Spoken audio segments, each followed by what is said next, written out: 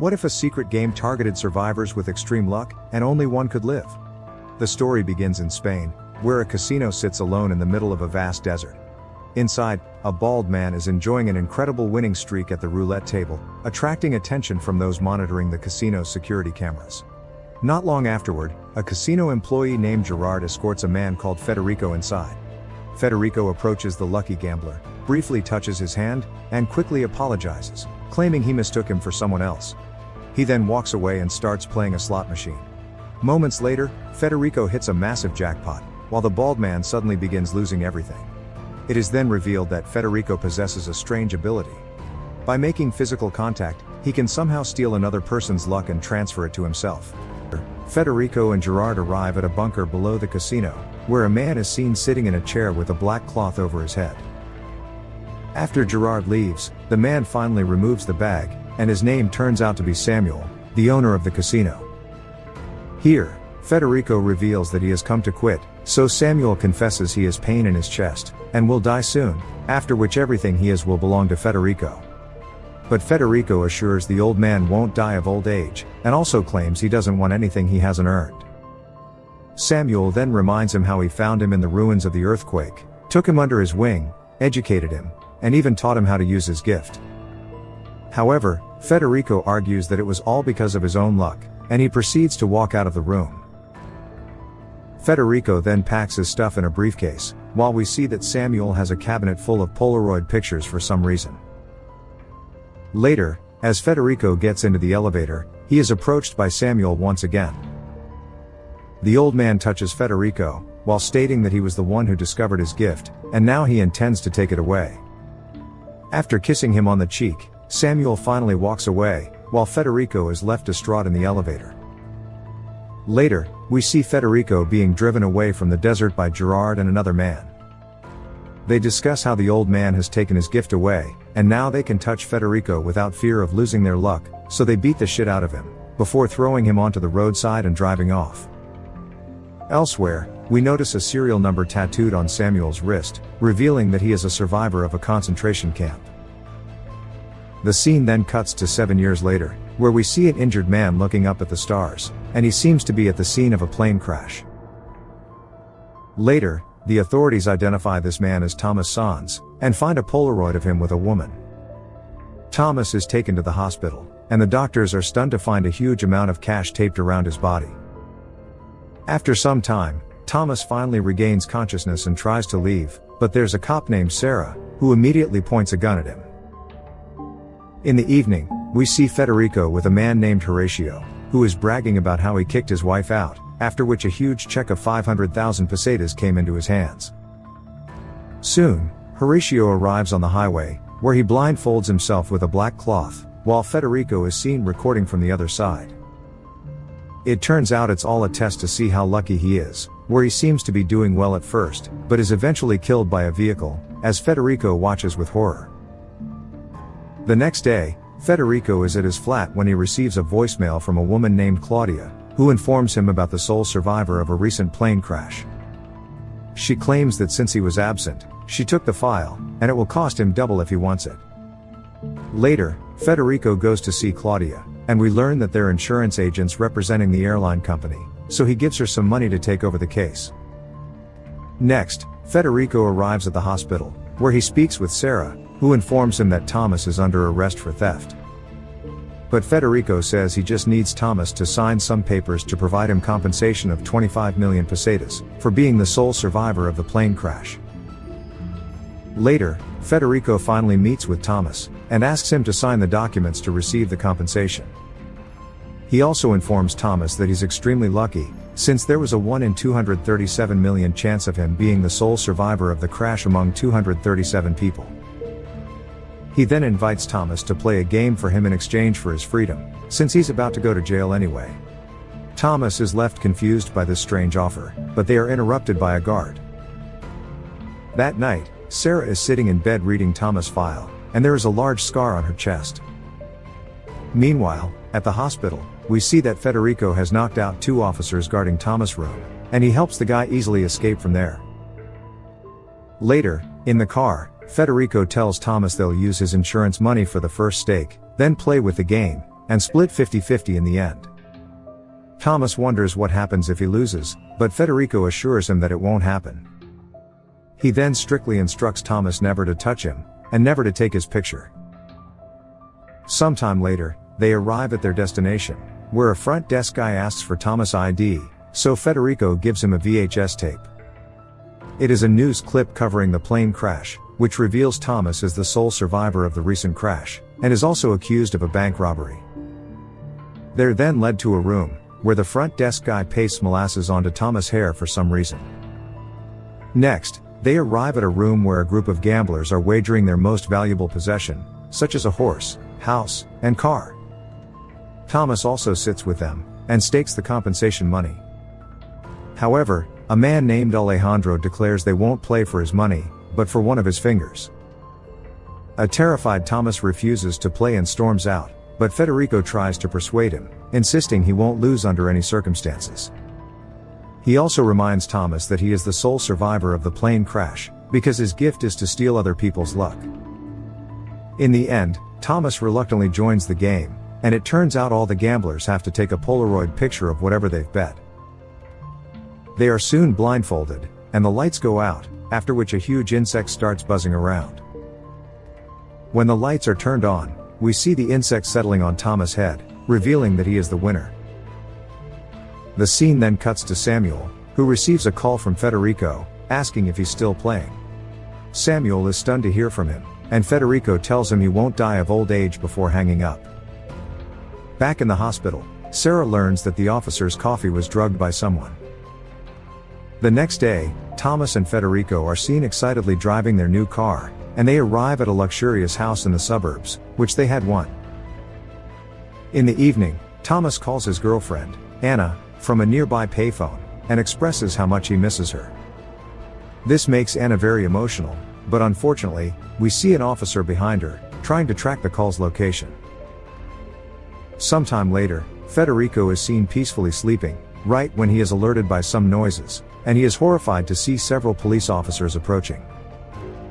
He quickly wakes up Thomas, after which both men rush to escape from the house. Thomas manages to climb over the fence, but Federico is too old to do that, so Thomas ends up breaking the rule of not touching and helps him climb. They manage to escape in time, but Federico warns Thomas never to touch him again. Up next, they drive away in the car, and Federico scolds Thomas for his reckless actions. He asks about the girlfriend, and Thomas reveals how Anna was supposed to be on that plane, but she missed her flight, revealing that she is also very lucky. Federico then states they must quickly find a payphone to inform the owner of the house, who turns out to be Alejandro. The scene then cuts to Alejandro breaking a window in the house, making it look like a break-in. He then pretends to be clueless in front of the cops, and when he meets Sarah, he shakes her hand. The police find the broken window and believe it was a break-in, but Sarah is not convinced. She begins following Alejandro, and soon finds a tiny splinter of glass in her hand, which was embedded when she shook hands with him. This confirms her suspicions, so she continues following him, and arrests him at the first chance she gets. Alejandro gets annoyed when she touches him to put on the handcuffs, so he hits her, which leads to a fight between them. He then reveals he knows what happened to her husband and daughter, and says how she gains good luck from someone else's misfortune. Alejandro offers to take her to Thomas if she lets him off the hook, to which she agrees. Next, Sarah takes him to her place, where she shows him an expensive painting she had bought with the insurance payout. Alejandro then tells her about the Jew, Samuel, who survived a concentration camp, and reveals how rumors say that whoever Samuel touches loses their gift, and becomes normal. During their conversation, Sarah zones out, and recalls the time when she was driving with her family, and got into a terrible car accident. Later, she and Alejandro arrive for gambling, and at the front desk, a man asks for ID. Sarah shows him the document about the car crash, in which only she survived, and also shows the expensive painting, which she plans to bet on. Elsewhere, we see Thomas and Federico in a car, and Thomas asks him why he doesn't play himself, so Federico says that it's because he doesn't have the gift, and states that a person is useless without it. Next, Sarah and Alejandro are taken to a room, where 5 people sit behind a glass screen. It turns out these people are called captives, who are desperate for money, and the gamblers are allowed to touch them as much as they can to steal their luck. The gamblers choose each of their captives, and take Polaroid pictures, after which they are led outside, and asked to blindfold themselves. The game organizer assures that the winners can take home the wages and the captives. Moments later, Thomas and Federico also arrive there, and Thomas has to choose the last remaining captive. He is also led to the courtyard blindfolded, and they're each given the opportunity to touch their captive, and then asked to roll a pair of dice. When it's Sarah's turn, she becomes so consumed by the moment that she begins to kiss her captive passionately. She soon snaps out of it, and removes her blindfold, and upon seeing Thomas, she removes his blindfold as well, and holds him at gunpoint. But before she can do anything, the game organizer knocks her out and declares that the game is invalidated. Taking advantage of this, both Thomas and Federico run away from there, while on the other hand, Alejandro kicks the unconscious Sarah for ruining the game. He then rips open her blouse to expose her scar, and tells her she doesn't deserve her gift before walking away with the Polaroid picture of her captive. Elsewhere, Thomas asks Federico what they should do with the woman's picture, so Federico asks him to keep it, as her luck belongs to him now. He says the more pictures of people they have, the more good luck they gain, and some chicos even wager these pictures as bets. Thomas is uncomfortable with this, but he realizes he has no choice but to continue. The next day, we see Federico driving somewhere while Thomas is fast asleep, so Federico takes this moment to steal the Polaroid of Thomas and Anna. Elsewhere, Alejandro arrives at a forest for another game and meets the game organizer, who turns out to be Gerard. Alejandro places his bet, which is the Polaroid pictures of two captives from the last game. Thomas and Federico also soon arrive, and without Thomas noticing, Federico cuts the Polaroid of him with Anna and places one part in the bet. Later, Federico lies to Thomas, saying how he wagered everything they had, even the check. He says after tonight, they will go to Yucanka for the last game, and that the prize will be so big that they won't have to play the game anymore. Soon, the game begins, and the players have their hands bound behind their backs and blindfolds over their eyes while racing through the forest at full speed.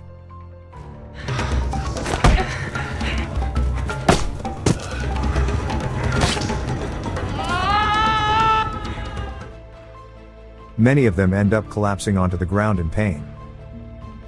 Unexpectedly, Thomas also crashes into a tree, and Alejandro ends up becoming the winner, which shocks Federico. However, instead of helping his injured friend, he drives away from there, leaving a helpless Thomas to seek a lift from Alejandro and Gerard. On the way, Thomas notices Gerard's briefcase, so he quietly opens it, and is shocked to find Anna's picture inside. He asks what it is doing there, so Gerard points a gun at him, while Alejandro says it belongs to him now. Thomas reluctantly puts the picture back, after which the two men kick him out and leave him at the side of the road. The scene then cuts to the casino in Yucanka, where we see Alejandro, dressed in a white suit, and visibly nervous for his final game. Meanwhile, we see Anna in her apartment, who goes to bed with a quiet smile. Soon, Samuel is shown with a hood placed over his head, after which Alejandro enters the room, and sits in front of him. At the same time, we see Anna's living room, where a police officer who was listening to her call earlier is now cleaning his gun. Back in the bunker, Gerard loads 5 bullets into a revolver, and gives it to Alejandro to play the game of Russian roulette. Alejandro now prepares to shoot Samuel, and at the same time, the officer in Anna's house struggles when his gun jams. Alejandro pulls the trigger, but it's blank, so Samuel finally removes his hood, and takes the revolver. As Samuel pulls the trigger at Alejandro, we cut to Anna's living room, where the police officer accidentally fires, making a hole in the wall. And he's shocked to see that he has shot Anna in the back. Meanwhile, in the bunker, Alejandro's dead body is being rolled up, and Samuel stuffs more Polaroids into his filing cabinet, which explains why he is so lucky. The scene then cuts to a hospital, where Sarah arrives to see Anna, who has managed to survive the gunshot. Sarah asks for her help in finding Thomas, and Anna explains why she didn't get on the plane that day. It turns out Thomas had told her that he didn't love her anymore, and in this way, he saved her life. Elsewhere, we see Federico arriving at his office, where he proceeds to shred Thomas' check and documents, but is suddenly confronted by Thomas himself. Thomas then brings him to an isolated place and proceeds to beat the shit out of him, while demanding how he can get Anna out of this mess. Federico reveals he can do so by fighting against Samuel, and winning the wager back since Alejandro is now dead. He says that Samuel is the king of fate, and no one has survived against him in the last 30 years, but Federico was confident in Thomas, which is why he wagered Anna. Realizing he has no other option, Thomas decides to head to Yucanca, and soon, Sarah is also alerted about this news by a mysterious person. Sometime later, the two men arrive at the desert, where Thomas gets dressed in the same white suit and looks visibly nervous.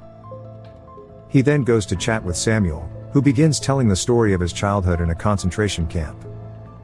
Samuel reveals how his parents, siblings, and even his best friend were all gone one by one, but he alone survived by using up their luck himself. It seems that the old man still carries the guilt of surviving, while everyone close to him died. Later, Sarah also arrives at the casino, and while wandering around, she finds an elevator leading to the bunker below. She proceeds to head there while updating her colleagues via radio. Downstairs, the men are preparing for the game, and Sarah also arrives with her gun, but when she tries to contact her colleagues, the radio doesn't work. Back in the game, Thomas wagers Federico, while Samuel wagers Anna. The revolver is loaded, and Federico is told to leave the room, so he tells Thomas to have faith before leaving. The game soon begins, and Thomas fires the first shot, but it's blank, which makes him visibly scared. Samuel then takes the revolver and tries to shoot Thomas, right when Sarah shows up, so Samuel pulls the trigger to shoot her, but it's blank, which makes him smile for some reason. Gerard turns off the lights, after which everyone starts firing in the dark.